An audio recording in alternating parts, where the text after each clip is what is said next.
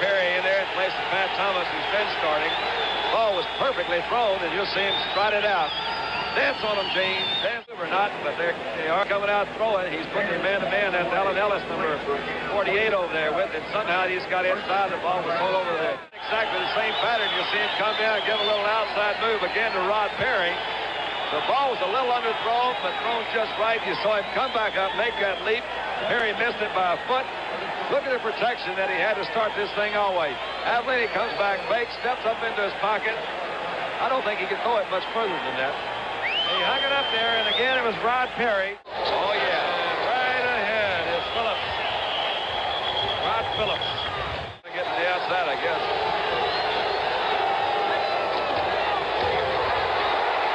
And McCutcheon is turned back. And once again, the Rams cannot get into the end zone.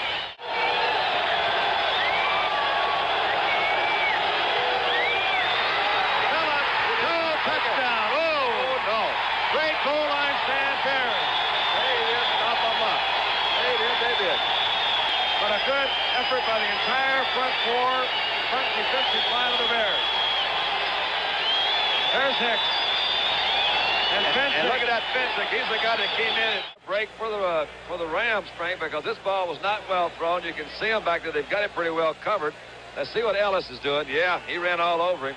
Well, just a little screen. Just a little bit. The ball was thrown inside, and Blank intercepted it. Got to practice and running it back. And watch this shot on Plank.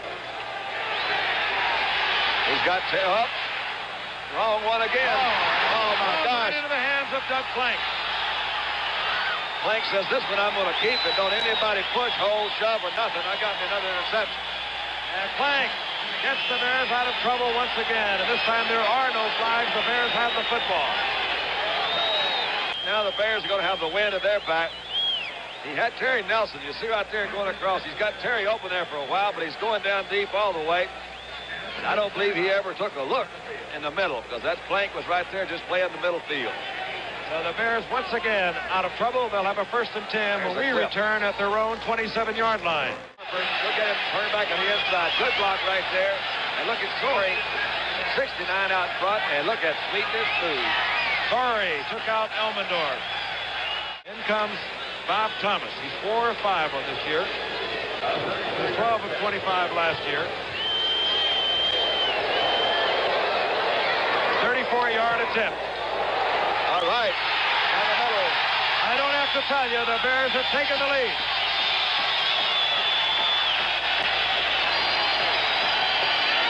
Bears over the Rams, 17-16. We'll be back. There he is. Frank, he is talking about Walter Payton. Let's look again, Don. Well, he did an awful lot of it. He got some good blocks out here, but watch this. Fryer misses him. Now, here's where he turns it back on. You see Larry Brooks almost gets him, number 90. Actually, that's Cody Jones. I missed a few numbers. Now he's just sitting there and watching them go. And that big number 65 was Noah Jackson. He made the block that sprung Walter Payton.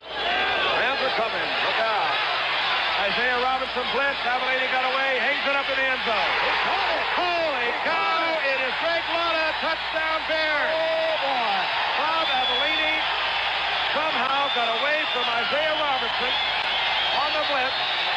He got away from Jack Youngblood, hung it up, and Greg Lotta, who a writer here in Chicago this past week said no way could play tight end, has just extended the Bears' lead. All right, let's take another look.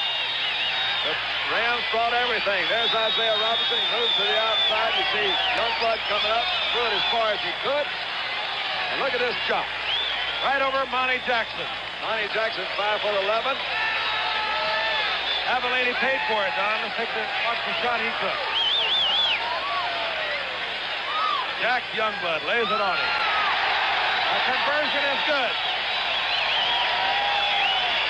The Bears lead the Rams 24-16. Don't go away. 6 minutes and 8 seconds remaining.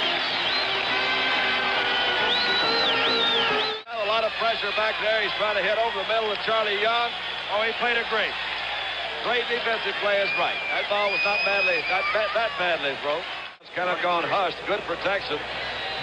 Payton He just followed through. There's a lot of Bears around there, and he threw it the one spot it could be caught, and he caught it right before he went out of the end zone. I'll tell you what he did, Don, what any good receiver has to do. In all that traffic, he concentrated on one thing, the ball. Looked it right into his hands. Livers was all over him, bothering him, and he looked it right in.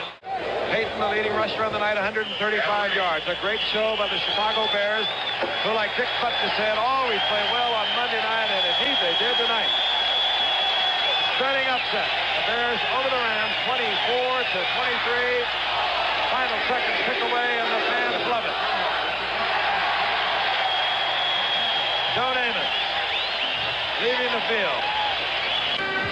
I'm sure that in his own mind there's a question of whether or not he can still do it. For every pro football player, there comes that time. Once again, the final score. The Chicago Bears 24, the Los Angeles Rams 23. And be sure to be with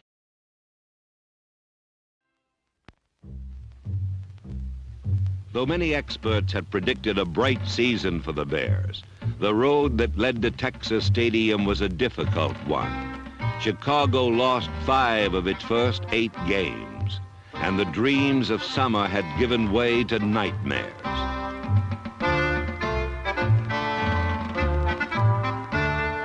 They had been expected to win as a team. Instead, they struggled as a team, and too often lost as a team. Searching for an identity, this young team developed a split personality. It wore 2 faces.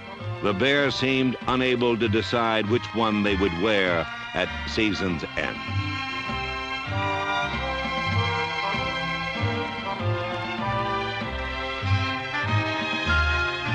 When they were good, they were very good. The same can be said of Avellini, who now uses his strong right arm only when the situation calls for it. And of tight end Greg Latta, number 88, who improved his blocking skills to go with his already formidable pass-catching talent.